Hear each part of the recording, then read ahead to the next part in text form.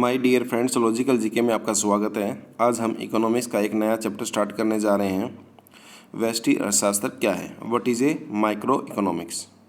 हम इस चैप्टर को सीखने के बाद क्या क्या चीज़ जान पाएंगे। अर्थशास्त्र का एक विषय क्या है अर्थशास्त्र, इसके बारे में जान पाएंगे। इसकी कुछ डेफिनेशन जान पाएंगे।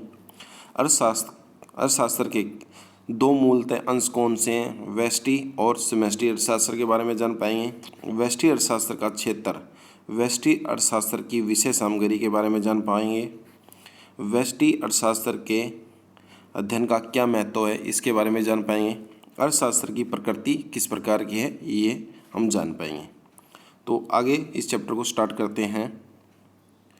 तो देखते हैं अर्थशास्त्र की क्या परिभाषा बनती है।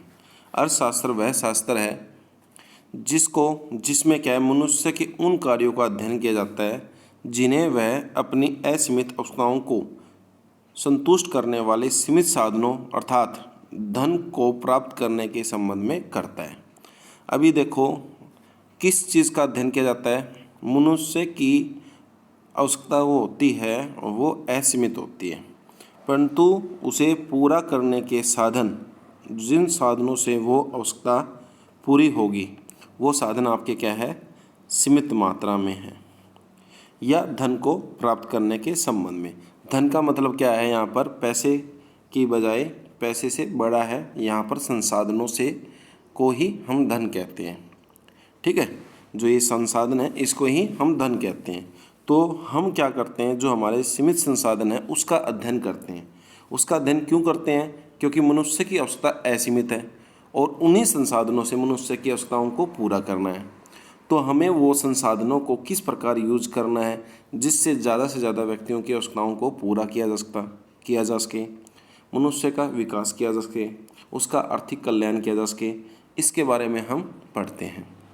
तो ये इसकी क्या है, एक छोटी सी परिभाषा है। तो अर्थशास्त्र दो शब्दों का अर्थ है, धन और शास्त्र। देखो अर्थ का मतलब क्या होता है, धन, और शास्त्र का मतलब होता है वैज्ञानिक अध्ययन। तो इसका मतलब है धन का वैज्ञानिक अध्ययन, इसका मतलब संसाधनों का वैज्ञानिक अध्ययन। धन का मतलब आप यहाँ पैसे से लेकर नहीं चलना है, यहाँ पर संसाधनों को ही धन कहा जाता है। तो से मिलकर बना है। शब्दकोश के अनुसार अर्थशास्त्र वह शाखा है जिसमें मनुष्य की धन संबंधित क्रियाओं का अध्ययन किया जाता है। अंग्रेजी में जो है अर्थशास्त्र को इकोनॉमिक्स कहा जाता है। ये अंग्रेजी भाषा के ग्रीक एक शब्द है, उसके दो शब्दों से मिलकर बना है। पहला जो शब्द है ओक्सो, जिसका मतलब है घरेलू, और दूसरा जो है शब्द वो है निमेन, जिसका मतलब है प्रबंध। इसका अर्थ हुआ गृह प्रबंध। देखो प्रत्येक गृहस्थ की आवश्यकताएं असीमित होती हैं। आपके घर में क्या है, आपकी जो माता पिता है उनकी आवश्यकता असीमित है, परंतु उन्हें पूरा करने वाले जो साधन है या उन आवश्यकताओं को संतुष्ट करने वाले अधिकतर साधन क्या है, सीमित है। जैसे हमारी आवश्यकता अधिकतर आवश्यकता क्या होती है, देखो, परंतु उन्हें संतुष्ट करने वाले अधिकतर साधन जैसे कपड़ा, भोजन आदि, ये क्या होते हैं, सीमित मात्रा में होते हैं। इन सीमित संसाधनों को ही हम धन कहते हैं। प्रत्येक गृहस्थ अपने धन को इस प्रकार उचित प्रयोग करना चाहेगा जिससे वह अधिक से अधिक आवश्यकताओं को पूरा कर सके, संतुष्ट कर सके। इस उद्देश्य की प्राप्ति के लिए उसे क्या, अर्थशास्त्र के अध्ययन की क्या आवश्यकता होती है। जो ये स्टडी करते हैं आवश्यकताओं की संतुष्टि के लिए, उसे क्या है, अर्थशास्त्र की आवश्यकता होती है। तो देखो अर्थशास्त्र एक सामाजिक क्या है, विज्ञान है। सामाजिक विज्ञान वह विज्ञान होता है जिसका मनुष्य से संबंध हो, या जिस अध्ययन में क्या है मनुष्य से संबंधित पढ़ा जाए उसको हम कहते हैं सामाजिक विज्ञान। तो अर्थशास्त्र में हम क्या है, मनुष्य से संबंधित ही पढ़ते हैं, इसलिए इसे सामाजिक विज्ञान कहते हैं। जिसका संबंध क्या है, समाज द्वारा वस्तुओं और सेवाओं के उत्पादन के लिए दुर्लभ तथा वैकल्पिक उपयोग वाले संसाधन और साधन एक ही बात है, साधनों का उपयोग से हैं। क्योंकि जो हम वस्तुओं और सेवाओं का उत्पादन करते हैं तो वो जो साधन के द्वारा किए जाते हैं वो दुर्लभ प्लस वैकल्पिक है। वैकल्पिक का मतलब होता है एक ही साधनों से कई वस्तुओं के उत्पादन में यूज करना। जैसे दूध में हम देखते हैं, दूध से हम चाय भी बना सकते हैं, दूध से हम खीर भी बना सकते हैं, दूध से हम मिठाई बना सकते हैं, दूध से हम क्या कॉफ़ी बना सकते हैं, दूध से घी भी बनाया जा सकता है, दूध से बिस्किट में भी बनाने में यूज़ किया जाता है। तो हम दूध को क्या कह सकते हैं, दूध हम पे क्या है, एक संसाधन तो है, परंतु इसके अलावा उसके वैकल्पिक प्रयोग भी है। तो समय समय पर अर्थशास्त्र की क्या है, काफ़ी डेफिनेशन दी गई है।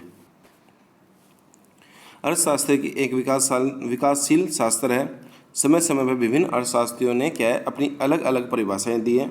वास्तव में अर्थशास्त्र की इतनी अधिक परिभाषा दी गई है तो इन्हें क्या है, भागों में बांटा गया है। देखो, धन संबंधित परिभाषा, वेल्थ डेफिनेशन। तो आपसे पहला क्वेश्चन तो यही पूछा जा सकता है कि धन संबंधित परिभाषा किसने दी है? एडम स्मिथ ने। आधुनिक अर्थशास्त्र के पिता किसे कहा जाता है? Adam Smith. Father of economic Adam Smith को कहा जाता है। इन्होंने क्या है, अपनी एक बुक प्रकाशित की थी, पब्लिश की थी 1776 ईस्वी में। बुक का नाम था an inquiry into the nature and causes of wealth of nation. इसकी क्या है, अर्थशास्त्र राष्ट्रों के धन की प्रकृति तथा कारणों की खोज है। इन्होंने क्या है, इस परिभाषा के अनुसार अर्थशास्त्र के अध्ययन से यह ज्ञात किया कि धन क्या है, वेल्थ क्या है, संसाधन क्या है, इसकी मात्रा को कैसे मापा जाए और इसकी संसाधनों की मात्रा को कैसे बढ़ाया जा सके। धन को आर्थिक विकास के लिए धन की बचत और निवेश कौन कौन से तत्वों पर निर्भर करती है? तो ये धन से अभिप्राय सभी प्रकार की भौतिक वस्तुओं से है। भौतिक वस्तुएं वह वस्तु होती है जिसको हम छू और देख सकते हैं, जो कि स्थान घेरती है। ठीक है। आलोचना, इस परिभाषिक भाषा की आलोचना की गई। देखो, अर्थशास्त्रियों ने क्या है, अर्थशास्त्र की धन संबंधी परिभाषा में काफ़ी दोषपूर्ण दिखाई दिया।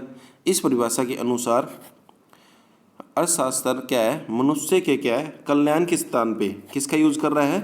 केवल धन का यूज कर रहा है। वो धन के बारे में अध्ययन ज़्यादा कर रहा है अर्थशास्त्र, जबकि धन क्या है, मनुष्य की आवश्यकताओं को पूरा करने के लिए एक साधन है, ना कि पूरी अर्थव्यवस्था है वो।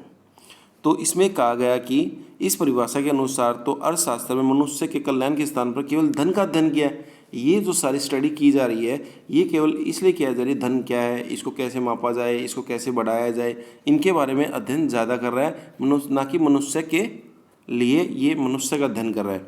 परंतु धन तो मनुष्य की आवश्यकताओं को पूरा करने का केवल एक साधन है मात्र। धन को मनुष्य से अधिक महत्व देना क्या है, गलत होगा। तो इसलिए क्या है, कार्लाइल, रस्किन और मोरिस आदि क्या है, लेखकों ने, अर्थशास्त्रियों ने इसकी काफ़ी आलोचना की और इसे क्या है, दुखदायी विज्ञान कहकर इसकी निंदा की। ठीक है। इसके बाद इसकी एक डेफिनेशन और आई।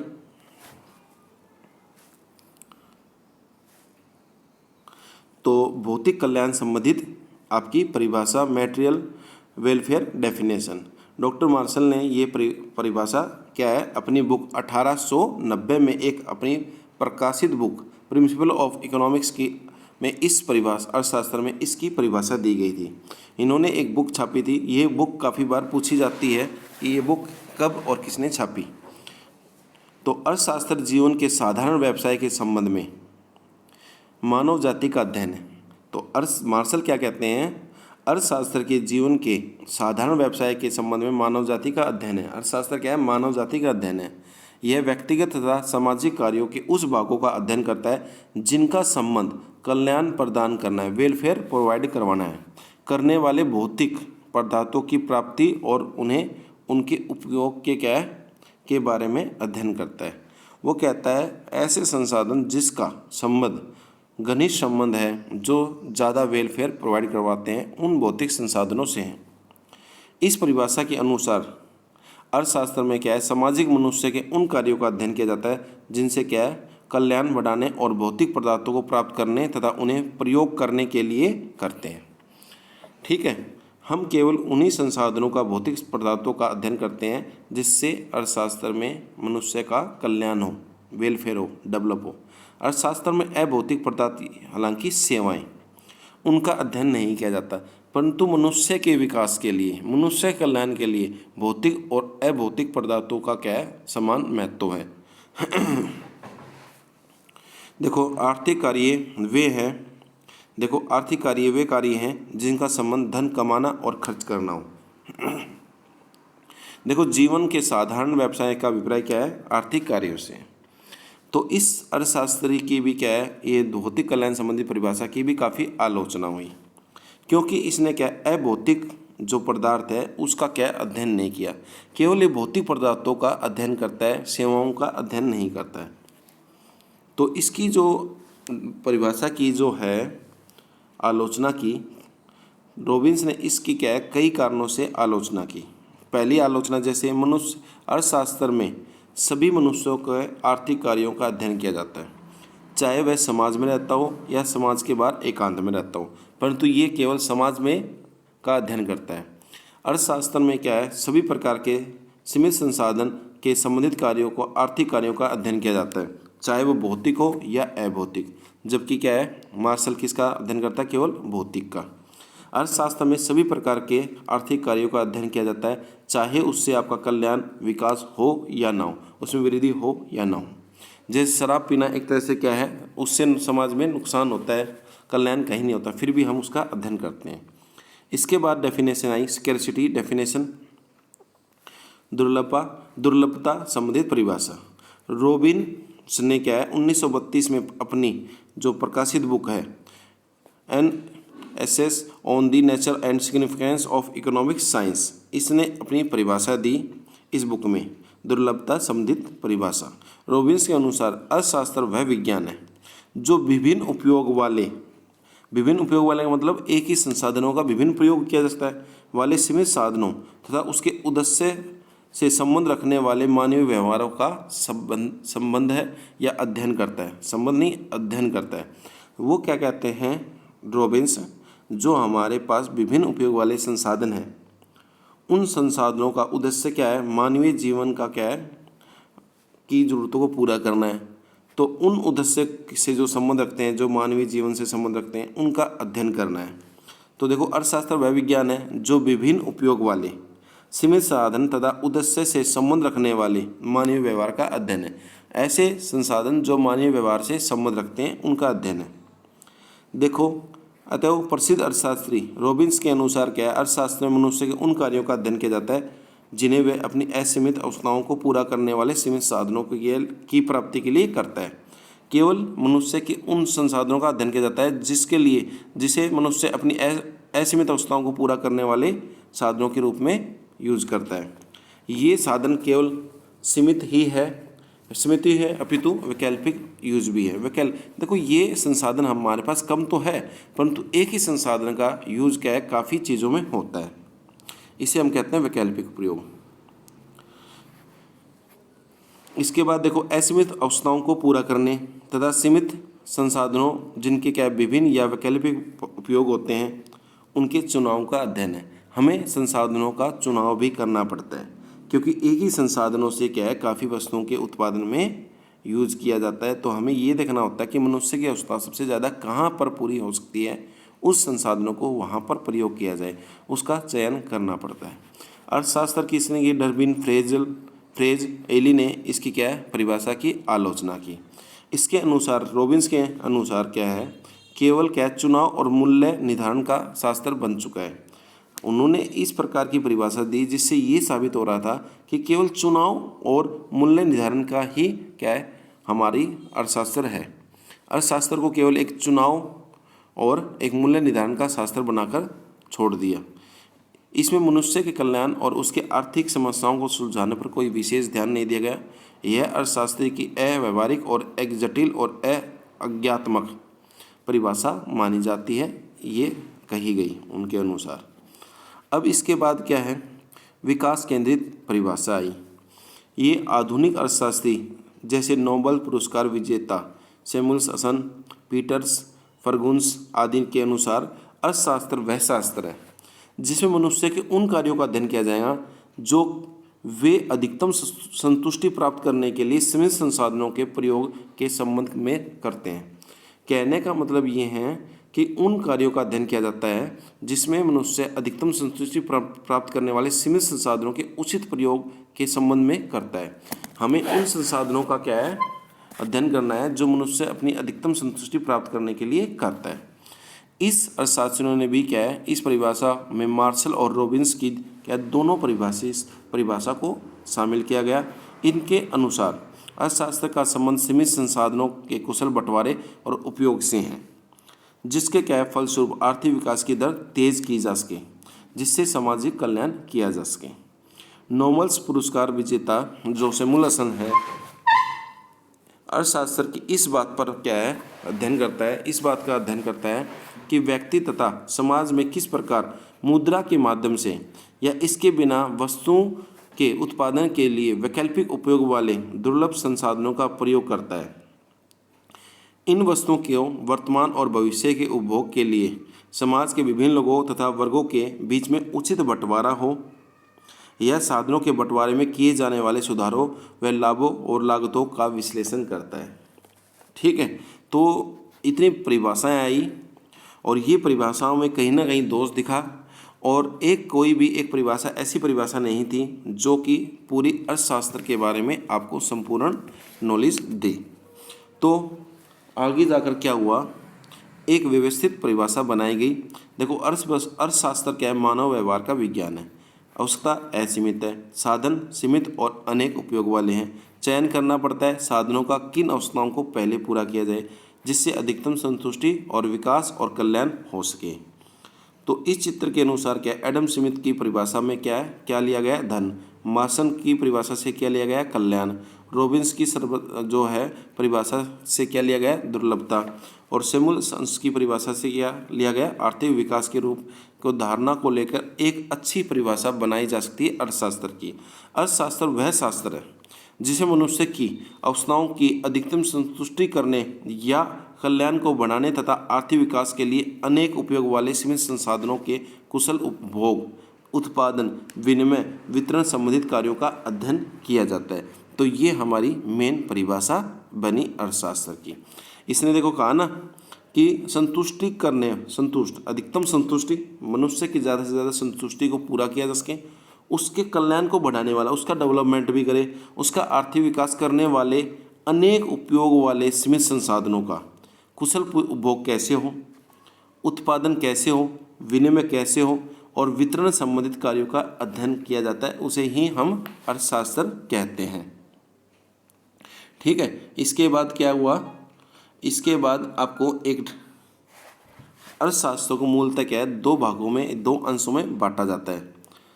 देखो, ये कई बार क्वेश्चन पूछा जाता है कि अर्थशास्त्र को दो भागों में किसने बांटा था। नॉर्वे देश है जहाँ के एक प्रसिद्ध अर्थशास्त्री थे जिनको प्रथम नोबेल पुरस्कार मिला था, रेगनर फिशर। कई बार ये क्वेश्चन पूछा जाता है कि वर्ल्ड के अंदर पहले व्यक्ति कौन थे जिन्हें अर्थशास्त्र में क्या है नोबेल पुरस्कार मिला। रेगनर फिशर ने क्या है अर्थशास्त्र को दो भागों में बांटा, एक व्यष्टि एक समष्टि। जो व्यक्तिगत स्तर पे आर्थिक क्रियाओं का अध्ययन किया जाता है, जिनका अध्ययन क्या है एक यूनिट होता है, छोटे स्तर पे होता है, उसे व्यष्टि अर्थशास्त्र कहते हैं। इसके विपरीत जब हम समस्त अर्थशास्त्र का या सभी बड़े स्तर पे अर्थशास्त्र में क्या है समस्याओं का अध्ययन करते हैं, उसे समष्टि अर्थशास्त्र कहते हैं। तो क्वेश्चन ये पूछा जाता है कि अर्थशास्त्र को दो भागों में किसने बांटा था। नॉर्वे के प्रसिद्ध अर्थशास्त्री रेगनर फिशर ने इसे बांटा था। ये क्या है विश्व के पहले ऐसे व्यक्ति थे जिन्हें अर्थशास्त्र में क्या है नोबेल पुरस्कार मिला। अर्थशास्त्र का नोबेल पुरस्कार कहाँ मिलता है, किस देश में मिलता है, नॉर्वे में। ठीक है, अब ये परिभाषा से संबंधित अब आगे चलते हैं। देखो, व्यष्टि अर्थशास्त्र जिसको क्या है माइक्रो इकोनॉमिक्स कहते हैं। व्यष्टि का मतलब होता है छोटा, सूक्ष्म। माइक्रो इकोनॉमिक्स इसी कारण इसे कहा जाता है। माइक्रो का मतलब होता है छोटा। देखो, अंग्रेजी भाषा में क्या है इसे व्यष्टि क्यों क्या है माइक्रो कहा जाता है। माइक्रो का मतलब होता है बहुत छोटा। तो अंग्रेजी भाषा के ग्रीक भाषा के क्या है किससे लिया गया है, माइक्रोज से लिया गया है। ठीक है, किससे, माइक्रोज से, जिसका अर्थ होता है छोटा। व्यष्टि अर्थशास्त्र में केवल एक आर्थिक इकाई, एक जो है आर्थिक इकाई की, देखो एक आर्थिक इकाई की आर्थिक क्रियाओं का अध्ययन किया जाता है। जैसे एक व्यक्ति गृहस्थ की नमक की मांग, कुछ आर्थिक क्रियाओं के छोटे से समूह जैसे बाजार के में नमक की मांग का अध्ययन भी किया जा सकता है। अतः समष्टि अर्थशास्त्र जो व्यष्टि अर्थशास्त्र में हम व्यक्तिगत इकाइयों का अध्ययन ज़्यादा करते हैं, जैसे उपभोक्ता, एक फर्म, एक उद्योग की आर्थिक क्रियाओं का अध्ययन ज़्यादा करते हैं। जहाँ पर एक इकाई का अध्ययन किया जाए, तो जैसे बाजार में किसी एक वस्तु की मांग, एक व्यक्ति की मांग, एक व्यक्ति की बचत, एक उद्योग की कीमत निर्धारण, एक फर्म का कीमत निर्धारण आदि का अध्ययन करते हैं। देखिए, व्यष्टि अर्थशास्त्र में हम समूहों का अध्ययन भी करते हैं। ऐसा नहीं है कि समूह नहीं है। बाजार में एक वस्तु की मांग वकर, बाजार मांग वकर, तो एक वस्तु के जितने भी उपभोक्ताओं के द्वारा जितनी मांग की जाती है उसका भी अध्ययन हम किस में करते हैं, व्यष्टि अर्थशास्त्र में कहते हैं। परंतु एक वस्तुओं का, सभी वस्तुओं का करते हैं तो समष्टि में। तो यहाँ पर समूह की मात्रा होती है, पर वो क्या है, एक ही यूनिट के ऊपर होती है। जो व्यक्तिगत मांग वक्र का क्या होता है, जोड़। जो बाजार मांग है वो व्यक्तिगत मांगों का, मांग वक्रों का क्या है, जोड़। देखो, बाजार मांग का अध्ययन व्यष्टि अर्थशास्त्र में इसलिए किया जाता है क्योंकि यह किसी एक वस्तु के सभी उपभोक्ता द्वारा मांगी गई मात्राओं से संबंधित रखता है। बाजार मांग, नमक की क्या है, बाजार में मांग। तो एक ही वस्तु की सभी उपभोक्ताओं के द्वारा मांग की जा रही है, उसका अध्ययन हम इसमें करते हैं, क्योंकि यहाँ पर क्या, एक ही वस्तु के सभी उपभोक्ताओं की मांगी गई मात्रा से संबंधित है। परंतु इसके अंतर्गत हम सभी राष्ट्रीय स्तर या बड़े समूह के अध्ययन नहीं करते हैं। समष्टि अर्थशास्त्र में क्या है, उत्पादन की रचना तथा बंटवारे का अध्ययन भी करते हैं। देखो, व्यष्टि अर्थशास्त्र में एक फर्म, एक गृहस्थ, एक व्यक्ति की कीमत, मजदूरी, आय, उद्योग, वस्तु का अध्ययन आदि किया जाता है। ये आपके लिए काफ़ी इम्पोर्टेंट है, काफ़ी शॉर्ट क्वेश्चन यहाँ से बनते हैं। इसके बाद हम पढ़ते हैं समष्टि अर्थशास्त्र, जिसको हम क्या कहते हैं, मैक्रो इकोनॉमिक। देखो, अंग्रेजी में क्या है, समष्टि को क्या कहते हैं, मैक्रो। यह ग्रीक भाषा के किससे लिया गया है, ये लिया गया है माइक्रोज से, जिसका मतलब होता है बड़ा। यहाँ पर बड़े का मतलब है संपूर्ण अर्थव्यवस्था का क्या अध्ययन किया जाता है। यहाँ पर जो भी क्रियाओं का अध्ययन किया जाता है वो संपूर्ण पर किया जाता है। देखो, यहाँ संपूर्ण अर्थव्यवस्था के स्तर का पर आर्थिक क्रियाओं या आर्थिक समस्याओं का अध्ययन किया जाता है। राष्ट्रीय आय, रोजगार, कीमत से संबंधित विषय समष्टि अर्थशास्त्र के मूल अंग है, क्योंकि राष्ट्रीय आय किसी एक व्यक्ति की आय नहीं है, ये सभी व्यक्तियों की आय हैं, एक देश की आय हैं। इसको लिए इसका अध्ययन किस में किया जाता है, समष्टि में। और रोजगार किसी एक व्यक्ति की समस्या नहीं है, बेरोजगारी, तो रोजगार का अध्ययन किस में किया जाता है, बेरोजगारी का अध्ययन किसके में किया जाता है, पूरे देश के स्तर पर किया जाता है, बड़े स्तर पर किया जाता है। कीमत होती है किसी एक वस्तु की, और कीमत स्तर होता है सभी वस्तुओं का एक सामान्य कीमत। तो ये अध्ययन जो किया जाता है ये हमारा क्या है, बड़े स्तर पर किया जाता है, इसलिए हम इसे समष्टि क्या है, अर्थशास्त्र के विषय सामग्री कहते हैं। देखो, समष्टि अर्थशास्त्र के बारे में विस्तृत जानकारी इसके जो दूसरा पार्ट है, जो कि दूसरी बुक है समष्टि अर्थशास्त्र, उसमें इसके बारे में पढ़ा जाएगा। ठीक है, तो इसके बारे में केवल इतना ही पढ़कर हम छोड़ देंगे। आगे देखते हैं।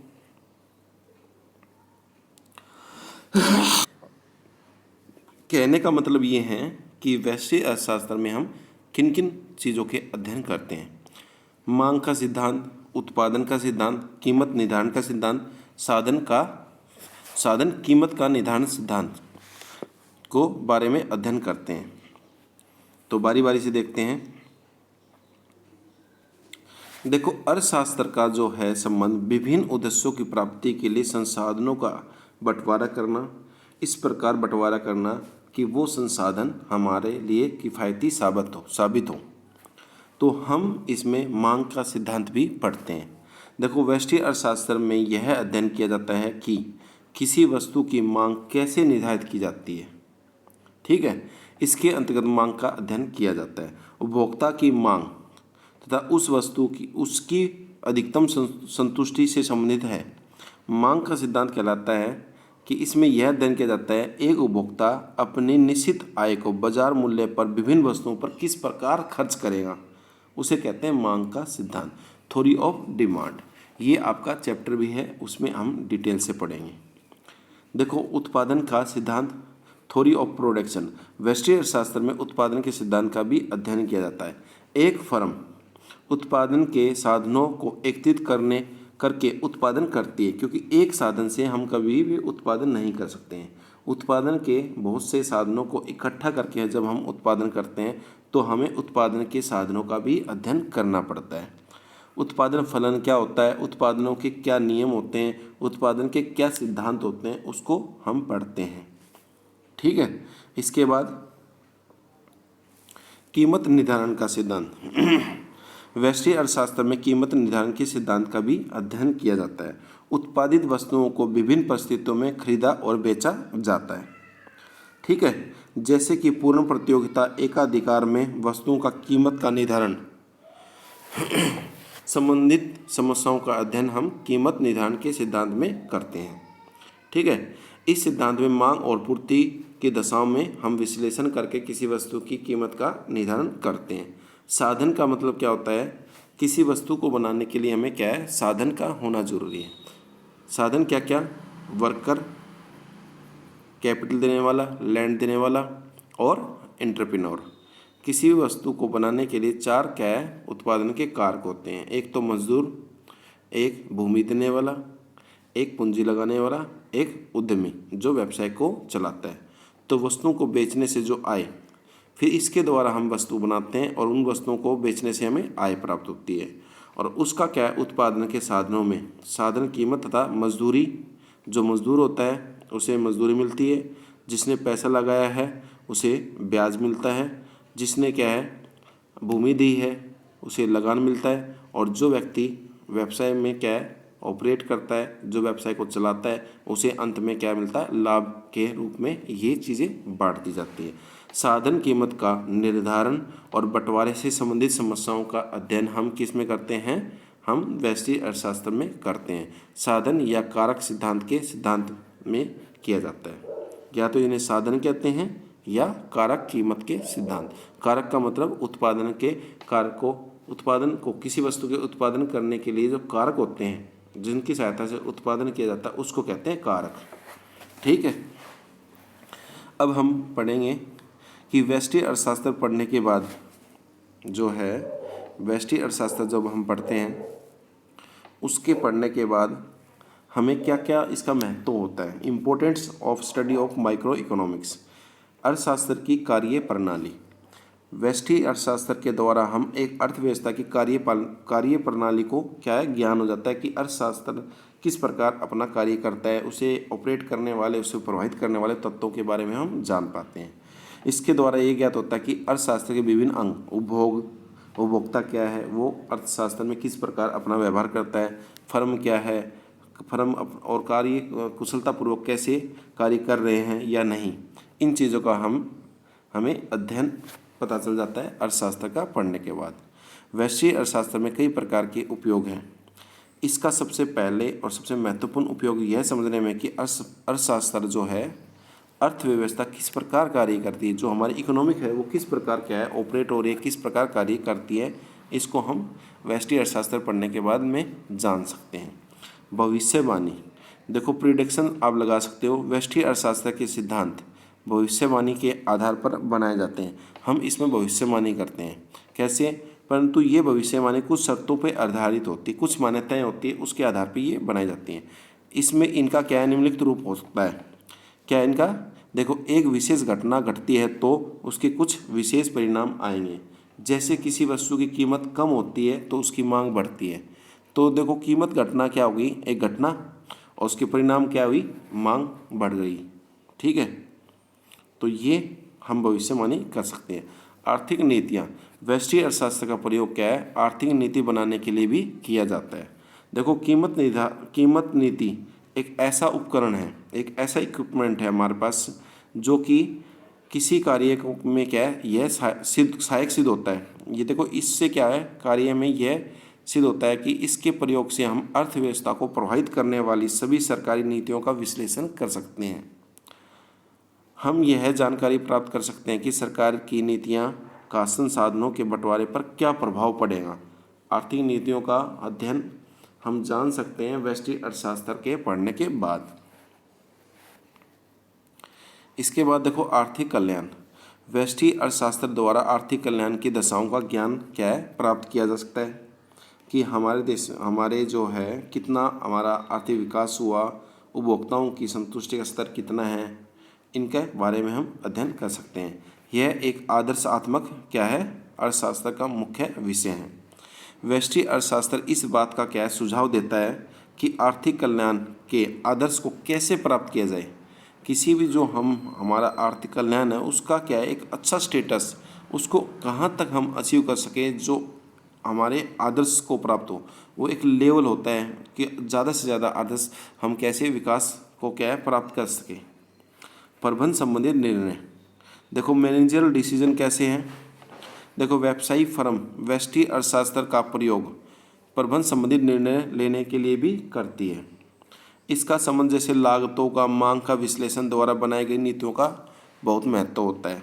हम लागतों का अध्ययन करते हैं, मांग के विश्लेषण द्वारा बनाई गई काफ़ी नीतियों में इसका क्या है यूज करते हैं। जो व्यष्टि अर्थशास्त्र है उसको उस टूल्स को हम कहाँ कहाँ यूज़ कर सकते हैं, कॉस्ट के दौरान भी यूज़ कर सकते हैं, मांग का विश्लेषण करते हैं, पूर्ति का विश्लेषण करते हैं, उस समय हम इसका प्रयोग करते हैं।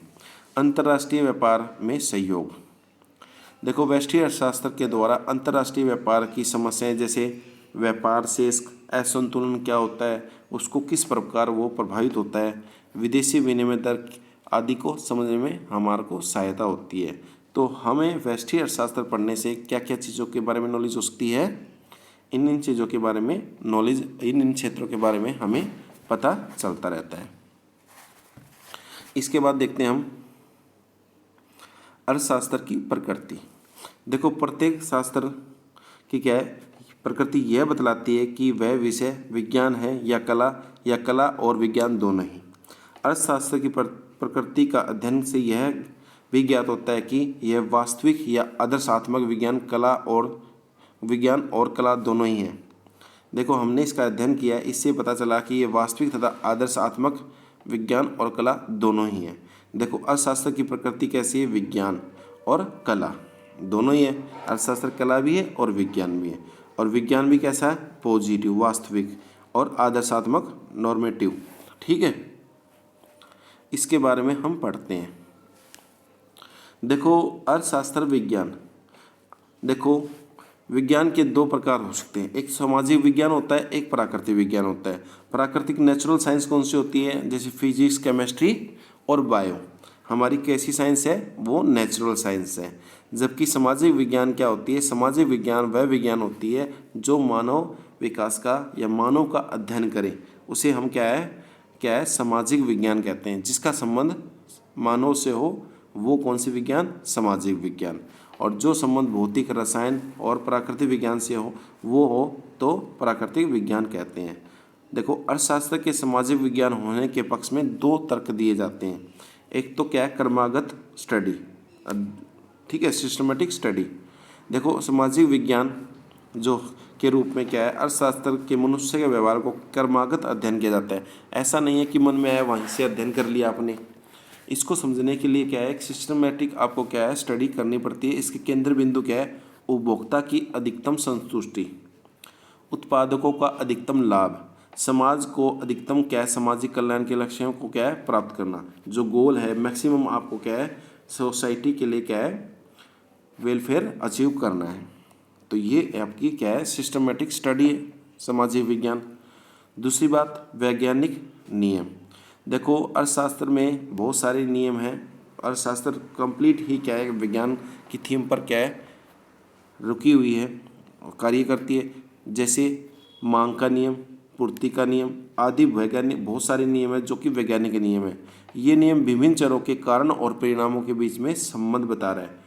साइंस क्या है, जो कोज और एंड इफेक्ट के बारे में रिलेशन क्रिएट करे वो आपकी साइंस होती है, साइंटिफिक लॉ ऑफ साइंस होती है। देखो मांग के नियम से प्रकट होता है किसी वस्तु की कीमत बढ़ने से उसकी मांग कम हो जाती है। तो देखो कारण क्या है उसका, कीमत, और मांग कम हुई उसका परिणाम। कीमत कम होने से मांग बढ़ रही है तो कीमत कम होना कारण, और इफेक्ट क्या हुआ उसका, उसकी मांग बढ़ रही है। तो ये संबंध स्थापित करता है ऐसे। और जो आप नियम बनाते हो उसकी सत्यता की जांच भी की जा सकती है। क्या जो आपने नियम बनाए हैं उसकी वैलिडिटी ऑफ द लॉ, क्या वो वाकई में सत्य हैं, उसको भी हम जांच करते हैं। देखो प्रत्येक विज्ञान अपने नियमों की सत्यता की जांच की जा सकती है, क्या वो नियम सत्य है या नहीं है।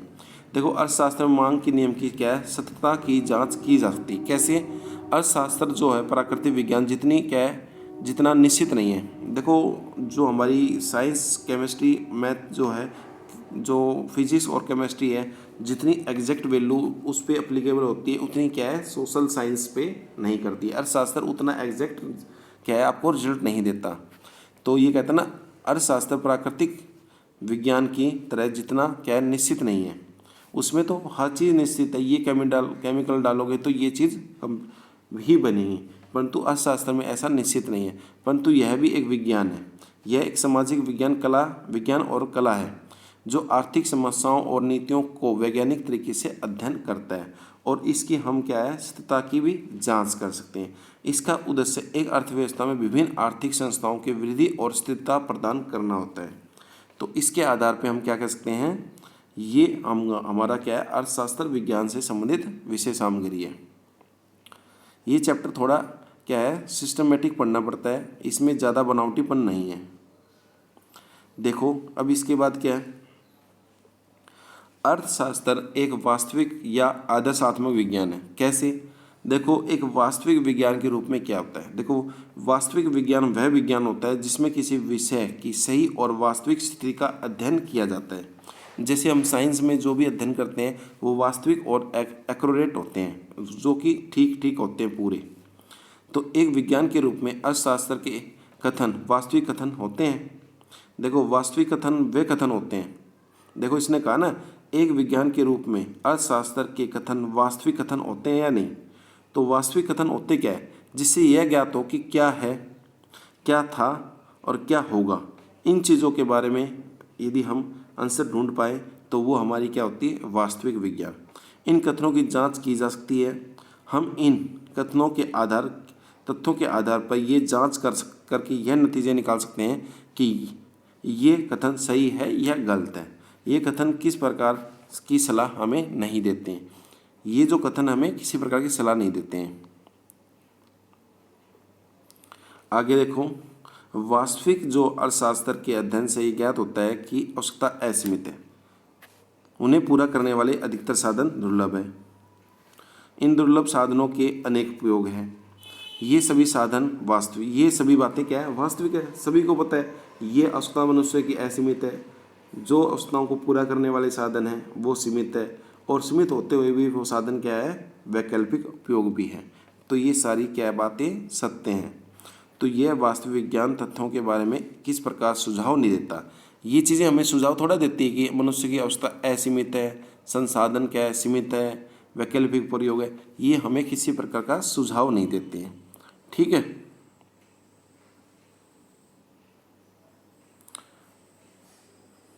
देखिए अर्थशास्त्र के जिस भाग में वास्तविक कथनों का अध्ययन किया जाए उसे वास्तविक क्या है अर्थशास्त्र कहा जाता है।